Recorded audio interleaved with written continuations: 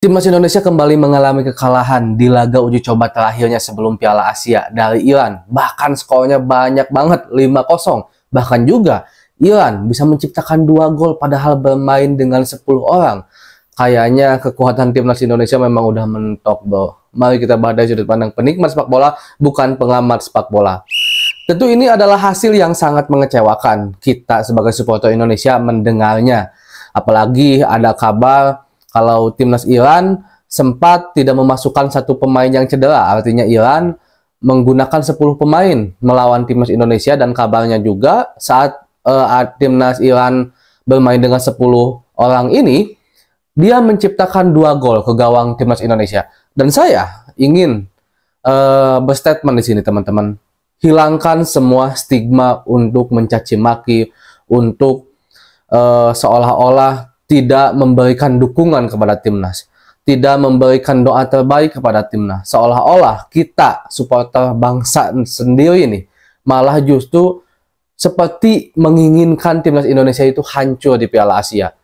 Kita akui mungkin ini adalah bukan harapan yang diinginkan. Kita mempunyai ekspektasi yang besar kepada timnas karena ada Coach Sinteyong di situ, karena di beberapa pertandingan timnas Indonesia di laga-laga uji coba sebelum menuju Piala Asia ya, kita juga bermain bagus, apalagi disokong oleh para pemain keturunan yang notabene kualitasnya lebih bagus dibandingkan pemain-pemain yang bermain di liga lokal Indonesia. Ekspektasi besar itulah yang menjadikan mungkin kita lupa bahwa timnas Indonesia itu sedang ada dalam proses, teman-teman. Ya, Coach Sinteyong memang udah 4 tahun ada di Indonesia, tetapi bagi saya terlalu cepat dan sangat cepat jika seandainya kita berharap hanya dengan waktu 4 tahun timnas Indonesia udah bisa mengimbangi Iran, apalagi bisa mengalahkan gitu, termasuk Jepang ya, karena kita satu grup bersama Jepang. Mereka itu butuh bertahun-tahun untuk bisa membangun sepak bolanya, bahkan dari hulu ke hilir diperbaiki sehingga muncullah timnas sebesar timnas Jepang sekarang, sekuat timnas Jepang sekarang. Jelas ini terlalu dini kalau seandainya kita berharap berlebihan kepada timnas untuk bisa meladeni Jepang. Tapi kan kenapa ada target masuk 16 besar? Target itu harus ada untuk apa? Untuk pencapaian dan untuk evaluasi. Tetapi bukan berarti ketika mereka gagal, kita habis-habisan caci mereka, kita habis-habisan enggak dukung mereka. Apakah kalian lupa? Timnas Indonesia masuk ke fase grup ini di kualifikasi Piala Asia sebelumnya, bahkan mereka lolos hasil kerja keras mereka sendiri, bahkan bermain di kandang lawan yang sebelumnya tidak pernah disangka-sangka akan bisa lolos ke Piala Asia. Mudah-mudahan aja hal itu kembali terjadi sekarang di kualifikasi grup Piala Asia, walaupun sekali lagi, walaupun kita jangan berharap berlebihan juga, kita jangan berekspektasi yang berlebihan juga, karena kita harus akui sekali lagi, teman-teman, harus akui timnas kita itu masih dalam proses. Bagi saya, abaikan orang-orang yang berstatement seolah-olah membenci Coach Sinteyong, seolah-olah membenci timnas Indonesia di era sekarang. PSSI baru benar-benar peduli banget, pakai banget ya. Bukan berarti saya mendiskreditkan PSSI sebelum Pak Erick Thohir, tetapi PSSI yang benar-benar totalitas kepada sepak bola Indonesia itu baru di era Pak Erick Thohir sekarang gitu kan.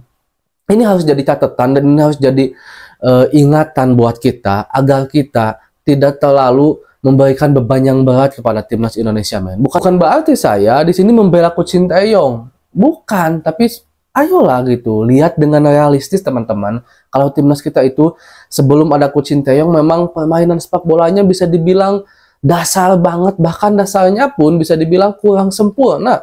Coach Sinteyong memperbaikinya sedikit demi sedikit, bertahap demi bertahap, sehingga jadilah timnas Indonesia yang sekarang udah masuk ke Piala Asia pun seharusnya kita itu udah benar-benar bersyukur sekarang. Saya memohon kepada teman-teman semua untuk mari satu padukan suara, mari dukung timnas Indonesia, mari doakan timnas Indonesia. Jangan sampai mentalitas mereka hancur karena cacian dari bangsanya sendiri, karena tidak ada dukungan dari bangsanya sendiri. Bagaimana timnas Indonesia bisa maju kalau seandainya kita justru sebagai bangsa sendiri, sebagai saudara bangsa dan setanah air, malah menghancurkan mentalitas mereka dengan cacian-cacian yang tidak penting. Lebih baik dukung, bagaimanapun hasilnya dukung aja. Karena kita masih mempunyai kans yang lebih besar untuk masa depan timnas. Ingat, timnas Indonesia sekarang adalah timnas dengan umur paling muda di Piala Asia.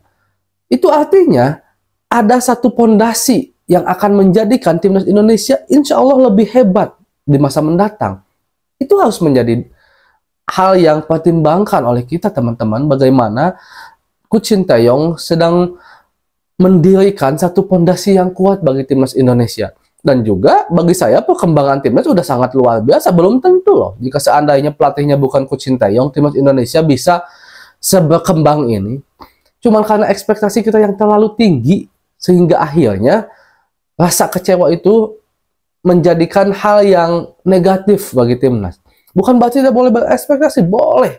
Kita harus dukung, bahkan kita harus mempunyai semacam semangat kalau timnas Indonesia bisa lolos ke Piala Asia. Itu harus, tetapi kalau mereka gagal, udahlah, jangan dicaci maki. Mau sampai kapan bangsa ini meributkan hal-hal yang nggak penting sebenarnya. Kritik boleh, harus, tetapi dengan cara yang baik pula mengkritiknya. Kalau udah masuk kepada personal pemain, personal para staf kepelatihan, wah itu bukan kritik lagi itu. Itu bagi saya kalian gagal memahami diri sebagai saudara kandung sebangsa dan tanah air para pemain-pemain timnas Indonesia. Saya tekankan sekali lagi, hilangkan semua stigma, dukung timnas Indonesia sebaik mungkin, doakan mereka sebaik mungkin. Bagaimanapun hasilnya, kita harus bangga, kita harus dukung. Semoga timnas Indonesia bisa lebih baik lagi ke depannya. Mudah-mudahan, dan mudah-mudahan juga justru di Piala Asia sekarang, timnas Indonesia bisa lolos ke 16 besar minimalnya. Mudah-mudahan. Assalamualaikum.